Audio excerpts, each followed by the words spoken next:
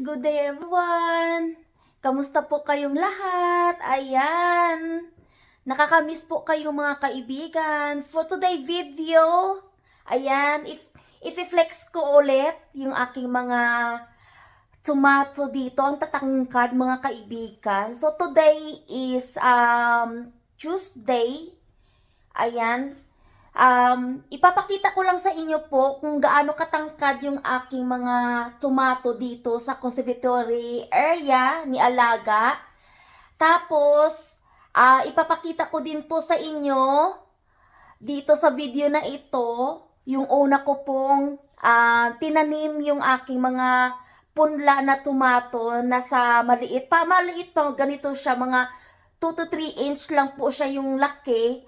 Niripat ko po siya sa maliit na plant pot, and then nung lumaki na po sila, nilipat ko po sa malaking paso. So today may malaking na po tayo, marami-rami na din po yung mga bunga, na mulaklak na din po yung ating tomato. Pero sad to say po sa inyo mga kaibigan, mga tinanim ko pong mga puna na opo,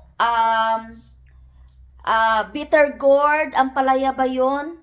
Okra, hindi po sila tumubo. Ang tumubo lang po ay butternut squash, tapos ang talong. So, mostly yung mga punlang sili, or tawag namin ay sweet chili pepper. Tapos yung mga tomato lang talaga, cherry tomato, at saka malaking tomato na pang salad po siya, or pwede mailagay sa burger. So, i-flex ko lang po sa inyo guys, yung ating mga tinanim. So, matagal-tagal na din po itong hindi ko po napakita sa inyo. So, bago tayo mag-start, nais ko lang pong pasalamatan po yung ating mga legit na kaibigan po, mga solid supporter natin dito sa YT World, and also po sa mga new viewers. Thank you very much po sa inyo sa walang sawang pagsubaybay o panood ng aking video. Ayan po guys, maraming salamat po, at mega shoutout po sa inyo. Hindi ko na po kayo isa-isahin. Ayan, mega shoutout po. Ayan po, nabulol na naman po ako. So, tayo na, maitutur ko po kayo sa aking mga tanim, at saka itur ko din po kayo doon sa labas po, sa may doon sa kabila, mga iba ko pong tanim. So, ito na po guys. Hindi pa ako nakapaglinis dito. Ayan, hindi pa ako nakapagdilig. Nagdidilig po ako every morning. Kung ma-miss out ko po yung pagdilig ng umaga, I watered the tomato plants during afternoon. So, ayan po guys, parang na po siya, 4 foot tall or 6 foot tall. Ang tangkad-tangkad po, i-pruning ko po siya guys, tanggalin ko po iyan para makafocus po yung ating tomato. Ayan, kasi pag sobrang tangkad po guys, yung nutrients ng makukuha ng tomato ay hindi po siya talagang tataba o lalaki yung ating mga tomato. Ayan. So, ayan po guys. Nagumpisa na po siya. Tapos, ayan. Ito po guys, mga recycle na soil po natin. At saka, binilhan din po ako ng anak ni Alaga ng 4 na compost soil. Kaya, marami-rami din po yung ating tanim. So, ayan. May mga bunga na din po.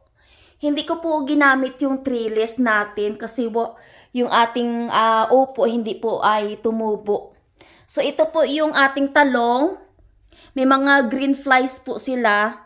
Dadalhin ko po to sa labas. Ayan, mayroon pa dong 2 na tumubo. Tapos mayroon pang 3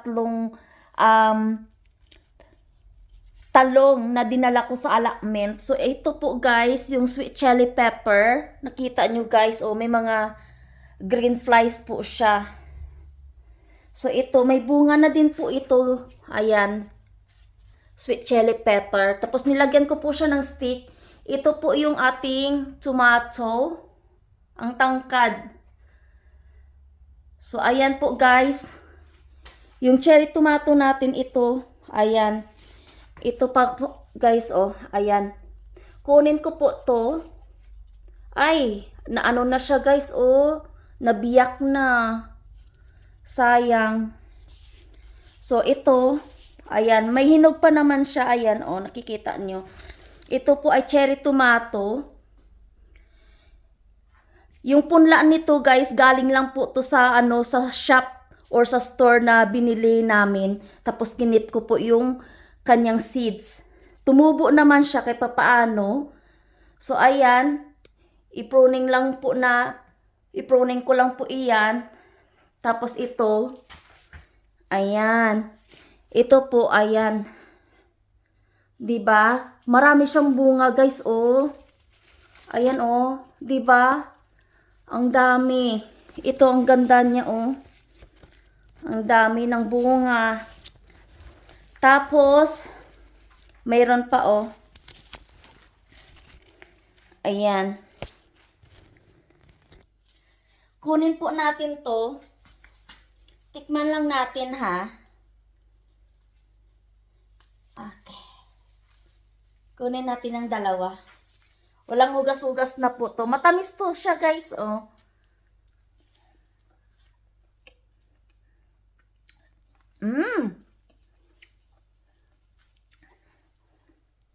Ang tamis.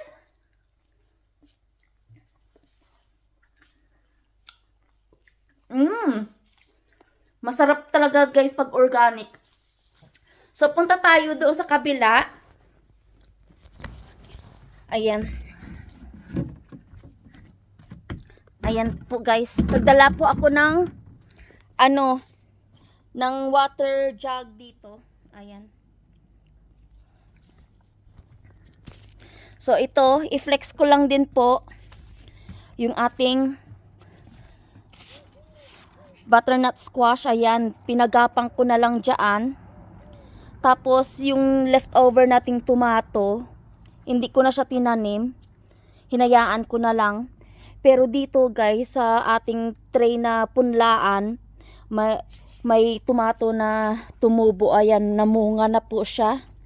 Iba na bunga, hindi ko na replant kasi naubusan po ako ng soil at saka plant pot. So, ito na po yung update. Ayan, may kumain ng dahon ng ating talong. Ayan, oh. Ito po yung aking tanim na talong. Tapos ito, may bulaklak na po siya guys. Ayan, oh. Ayan, may bulaklak na yung ating talong. So, dadalhin ko po yung isang plant pot doon sa conservatory area. Dalhin ko dito sa labas kasi maaarawan siya at saka madidiligan din. Tapos ito po yung mga sweet chili pepper ko. Ayan. Ito pa. Tapos ito, mga tomato din yan. Tapos ito po, yung yung DIY na paso. Galing po yan sa sa mga bigas ko po, sacks of rice yan. So nilagyan ko po ng soil. Di nagamit natin, 'di ba? Na-recycle natin yung mga yung sako. So ito po yung mga tomato. Ayan. Ayan, may mga bulaklak na din po siya. Ayan. Ito, ni-recycle ko din yun. Laruan po to ng mga ng bata. Ayan, may mga bulaklak din. So, yan lang guys. Yung kangkong natin ay hindi tumubo guys. Tumubo siya pero isa lang. Ayan guys, oh. Kangkong.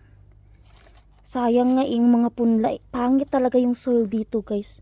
Ayan lang, nag-iisang kangkong. Hindi pa maganda ang tubo. So, ayan. Tapos, yung strawberry natin, guys, may mga na siya, may mga runners na siya, Baby runners, mga baby strawberry. Ayan, namamatay na po siya kasi tapos na po yung strawberry season. Tapos, may tinanim ako dito ay naglanta din yung celery. Dito, okra dito namatay. Ito po yung ating mga ano din, butternut squash. Ayan, may flower na siya. So, ayan lang guys. Maipiflex ko sa inyo. So, ayan lang guys. Kung bago lang po kayo sa aking channel, nakapadaan, huwag kalimutan po mag-like, mag-share, mag-comment at mag-subscribe. And huwag kalimutan po mag-hit ng notification bell on para ma-notify po kayo sa aking mga bagong upload na video. Thank you very much for watching mga kaibigan. Dito ko na po i-end ang aking video for today. So, i-pruning ko muna yung aking tomato dyan kasi sobrang tangkad.